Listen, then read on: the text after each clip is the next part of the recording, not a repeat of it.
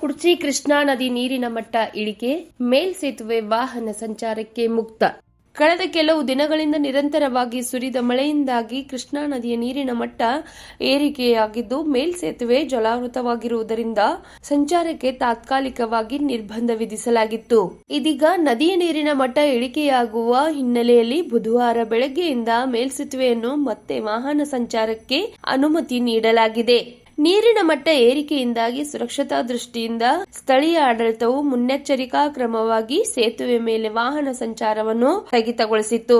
ಇದರಿಂದಾಗಿ ಸಾರ್ವಜನಿಕರು ಪರ್ಯಾಯ ಮಾರ್ಗಗಳನ್ನು ಬಳಸಬೇಕಾದ ಪರಿಸ್ಥಿತಿ ನಿರ್ಮಾಣವಾಗಿತ್ತು. ಆದರೆ ಇದೀಗ ನೀರಿನ ಹರಿವು ಸಾಮಾನ್ಯ ಸ್ಥಿತಿಗೆ ಮರಳುತ್ತಿರುವುದರಿಂದ ಹಾಗೂ ಅಪಾಯದ ಮಟ್ಟ ಕಡಿಮೆಯಾಗಿರುವುದರಿಂದ ಸಂಬಂಧಿಸಿದ ಅಧಿಕಾರಿಗಳು ಪರಿಶೀಲನೆ ನಡೆಸಿ ಸಂಚಾರಕ್ಕೆ ಅನುಮತಿ ನೀಡಿದ್ದಾರೆ. ಮೇಲ್ಸೇತುವೆ ಸಂಚಾರ ಆರಂಭವಾದ ಹಿನ್ನೆಲೆಯಲ್ಲಿ ಸ್ಥಳೀಯ ಜನರು ಹಾಗೂ ಪ್ರಯಾಣಿಕರು ಸಂಚಾರ ಪ್ರಾರಂಭಿಸಿದ್ದಾರೆ.